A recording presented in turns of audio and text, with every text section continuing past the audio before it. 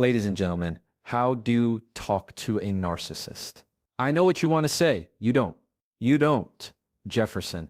That's not reality. It sounds nice. It sounds really nice, but it's not reality. Why? Because more than likely, you're related to one, you're married to one, you work with one, or you work for one. There are people who exhibit narcissistic behaviors everywhere, and there are those that we might deem a narcissist. How do you handle it? All that more coming up. Welcome to the Jefferson Fisher podcast, where I'm on a mission to make your next conversation the one that changes everything. If you're listening to this right now, and if you're interested in improving your conversations, I'm going to ask you to please click subscribe or follow or like or leave a comment. Why? Because it tells whatever you're listening to, whatever platform, that this is good stuff. And if you like learning good stuff, if you are interested in being a better communicator, listening to this podcast, I promise you will make you a better communicator. And that's my promise to you. Thank you very much. This episode is brought to you by Cozy Earth. Cozy Earth has these bamboo sheets, and let me tell you, they are on my bed at this moment, and they're incredible. It is so hot and humid here in Southeast Texas, but these bamboo sheets always keep me cool. And if you have bamboo sheets on your bed, you know what I'm talking about. You can't go back. And what's even cooler is that Cozy Earth has a 100-night trial where you can try them for 100 nights. If you don't like them, send them back. You're not going to want to, because I did not. And on top of that, they have a 10-year warranty for all bedding products, which is just incredible. You can go to cozyearth.com, Jefferson, use the code Jefferson for 40% off. cozyearth.com, Jefferson, use the code Jefferson for 40% off. Doesn't matter how hot it is outside, these are going to keep you cool and keep you cozy. Now, I'm not a therapist, I'm not a psychologist. You know this. I'm a trial attorney. That means I talk to a lot of people, usually in some of the most intense situations you can think of. Cross-examination is one of those. I can't think of anything that is more adversarial in a controlled way where people do not want to answer me. They don't want to respond, but they're required to under oath because they've done something where somebody is now calling them to the mat. They are now being held accountable for whatever they've done or they've said. So they don't typically want to talk to me. It's my job to ask questions in a way that is going to get facts, apply law to it, and advocate for my client. One of those personalities that I see often are narcissists. And I say that as a general term of people who exhibit a pattern of narcissistic behavior. You know what I'm talking about. You know what I'm talking about. These are people that if I were to say narcissist to you right now, you could close your eyes and think of one person. This is a narcissist. Somebody who always puts it to make it about themselves, always plays the victim, never takes accountability, has this inability to have empathy or sympathy or accountability for really anything. We're going to talk about that right now. You ready? Number one, there's a mindset that I want you to have when you are dealing with people who exhibit these narcissistic behaviors. And it is a game. That's the mindset that you are playing a game. And it's a game that I call praise or provoke. I mean, if I am not showering these people with praise, oh, how great they are, how wonderful they are, how credible they are, if I'm not reading everything else on their resume and just blasting and gassing these people up, they will turn to provoke an argument with me to try and create conflict where there is none. Why? To get that same level of satisfaction. They want to create a problem. They want to get me emotionally stimulated to where I am getting aggravated and upset.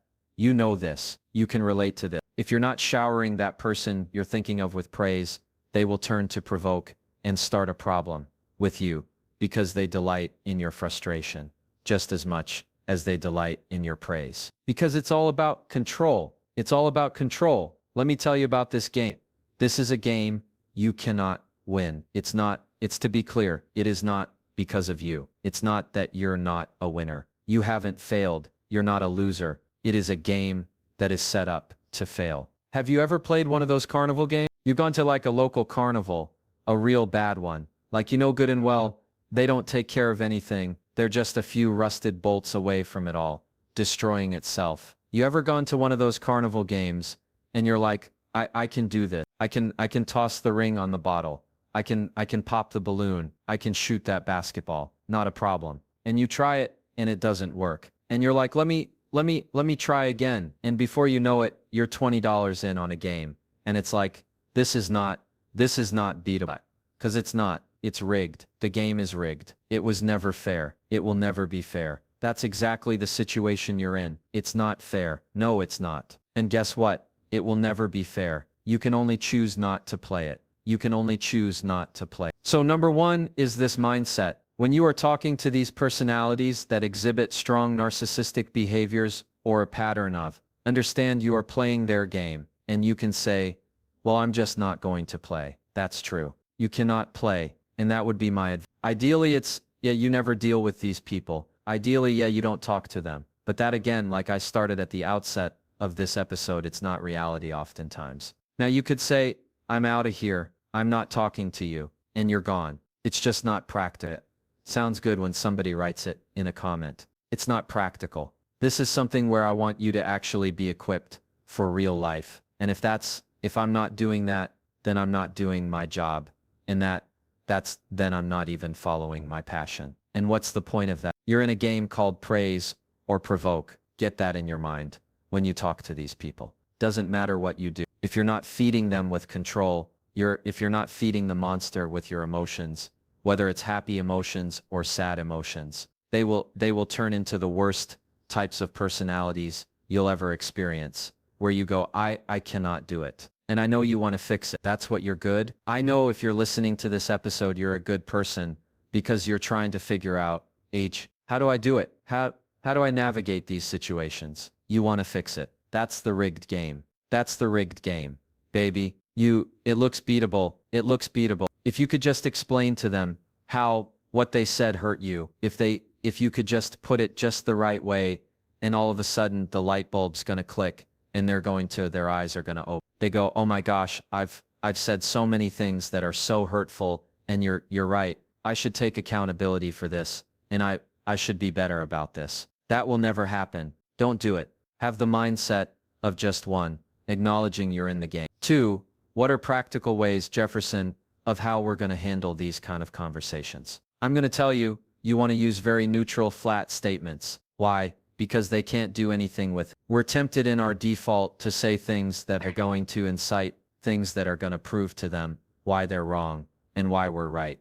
That doesn't work with narcissists. They don't do empathy. They don't do acknowledgement. They don't do accountability. So instead, we're going to use flat, neutral statements. These are statements like, noted. That's good to know. Thank you. Oh, interesting. I don't know. You hear? I just flat as can be. You can't do anything with those. You can't make something up in them. You can't take it and run with it. You can't twist them. Flat, neutral statements. I love noted. It's one of my favorites. I'm talking to a client, not client. Excuse me. When I'm talking to somebody who's an adverse witness and they make some kind of snide comment. And I know we're going to talk about the type of personalities I cross-examine that I consider to be typically very narcissistic in their behavior. If I just say noted, can't do anything with it. Can't do anything with it. When you have flat neutral statements, you keep them very short. You hear how they're very short.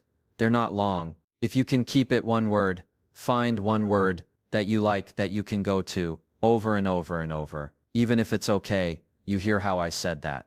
Okay, it's not like, okay, or it's rude, or try to have some kind of tone into it. Okay, flat as can be. So find a word very short, very flat, that you can't do anything with.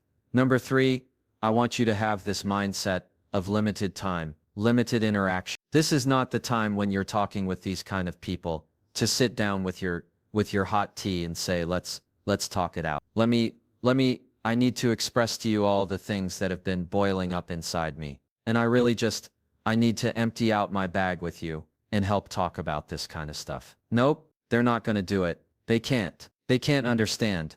They can. So when you get in those situations, keep it very limited. Even if it's a time frame, keep the conversations as short as can be. When they start to lash out in different ways, go to your neutral statements, remember the game, and keep it very short. When you try to have a very quick clapback or a comeback, it's not going to work. It's never going to have the effect that you want it to have.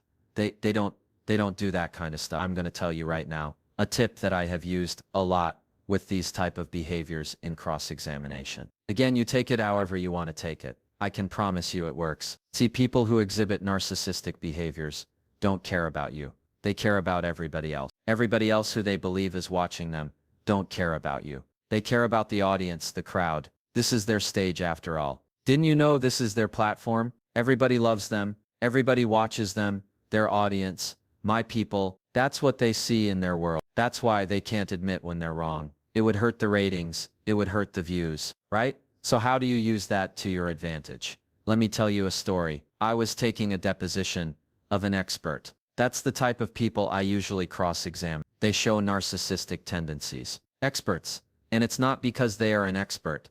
That's not the bad pattern. Not at all. There's some wonderful people that are experts of their field. I'm talking the type that drink their own Kool-Aid. So much that I mean, they get drunk off of it. The people who just get intoxicated by the sound of their own voice. Now it's often a very highly specialized topic. Maybe it's a biomechanical engine. Maybe it's a very highly qualified accident, reconstructionist, constructionist, or some specific niched down toxicologist.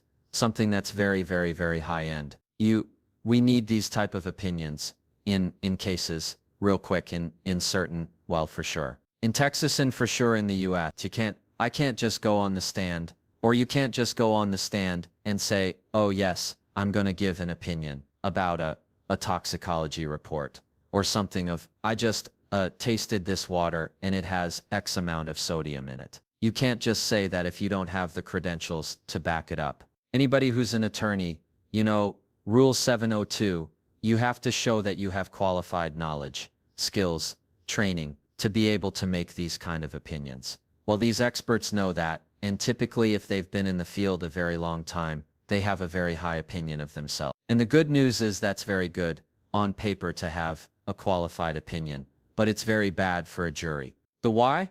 Because they come across as a jerk. They can come across as very snooty, very uppity, very full of themselves, because a lot of times the real experts that are awesome, and I mean a good expert, can make your case. A bad expert can totally break your case. The ones that are extremely knowledgeable and are able to create the link between what's happening in the evidence and the law and show you why and kind of teach you through it. And also they're just a likable person. That's the kind of expert you want. Well, I was deposing, now this went into deposition, was a case, a guy, and he was extremely, I'd already known in the deposition he was very, very full of himself. So I was asking him questions about my client's injury, talking about the case, and he made this opinion that was, I couldn't even understand how he was making the opinion, but it was about my client's injury, that's saying that she couldn't have been injured in the car, but yet somebody else who had been hit, who hit them, they had been injured, and he was okay with that. Anyway, we started talking, and I asked him a question, something pretty basic, and he said something to the tune of, well, I would explain it to you, but I don't know if that would really do any good. And the whole jury was like, several of them, kind of like gasped. They were like their case was done. After that, he had hurt the opinion of the other side pretty bad, so badly that the other attorney in closing argument had to kind of apologize for it and say, well, you can't, him as a whatever you think of him as a person, you understand his opinion here today. Anyway, you got to be careful of those kind of people, and the other attorney couldn't really do much about it, but it was a not nice guy who we all knew, and the jury knew, and the judge knew. Everybody in the courtroom knew he was a narcissistic type of behavior. Now, what did I do in that case? I referred to the jury. He made an opinion, and I said, if you think, and you think the jury's gonna like this opinion, is what I said. I said, you think the jury's gonna like this opinion. And he almost instantly, you could see, he kind of just did the calculation in his head, and all of a sudden pivoted to say, well, it's not so much about, like, what I tried to do in my experience, in my field. And he went on to just talk about himself. Now see, what I did was, I talked about the jury. How do you apply this to your own life? They don't care about you. They care about the audience. When you can say something to the tune of others. And people, I've used this tactic many times. This is how you do it. So let's break it down. Somebody says something that's narcissistic, or a narcissist is talking to you, and they say something, you respond like this. If you think that's a good look, or if you think others are gonna like that, or I wonder what other people would think about this.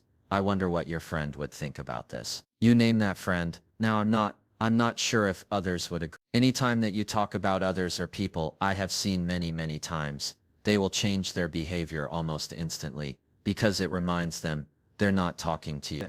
They're talking to the crowd, their people, and they will adjust their opinion, adjust their tone to fit the audience, even if it's invisible. In fact, especially when it's invisible, because you just think all eyes are on them. Anytime you can use the phrase, if you think others are going to agree with you, say it's very simple to say, hey look, if you think others are going to agree with you, or I wonder what other people would think about this. I wonder what other people would think about the way you just said that. They will turn it, they will make it better, they will make it sound better, they will make it sound more empathetic, make it sound more sensitive or sympathetic, without actually exhibiting any of the real character traits. So when you talk about others, the takeaway here is, when you talk about others, they will pay more attention to what they are saying and give a more productive output than when they think they are just talking to you. That's the takeaway. Narcissistic behaviors are not fun to deal with, but they're everywhere. And sometimes, you know what, every single one of us can exhibit a behavior that some might call narcissistic. We can make things about us. We can say things we don't mean. The difference is the empathy. If I can take accountability for what I said, if I can apologize, genuinely mean it, change my character, if I can empathize with what I said, and I understand, if I can just say, you know, I can see how that affected you. I can see, use the phrase, I can see how that would upset you, and really mean it. Narcissistic people can do that. Alright, so if you're wondering, I'm saying that to tell you, if you're sitting there thinking, am I the narcissist? If you are asking yourself that question, you are not. If you're asking yourself that question, you are not. Alright, the takeaway here, number one, understand, when you're talking to a narcissist, you're playing a game. It's praise or provoke. Understand that you're in that game, and it's rigged. You cannot beat it. 2. When it comes to responding rather than engaging and inciting more of a conflict, which again feeds into the game, you're going to use short, controlled, flat statements. And 3. If you need to use phrases that are going to give attention or recall to the crowd, talk about others, talk about people, and they will adjust it rather than thinking they are just talking to you. So, use what you know about narcissists and use that to your advantage in a way that is safe. Alright, cool. If you enjoy podcasts and episodes like this, to improve your communication, again, I'm going to ask you to please follow this podcast. My book, The Next Conversation, is out. You can find the links down in the show notes. And if you are wanting to continue to improve your communication further and practice it, the School of Communication is live. Again, the link is in the show notes. Alright, as always, you can try that and follow me.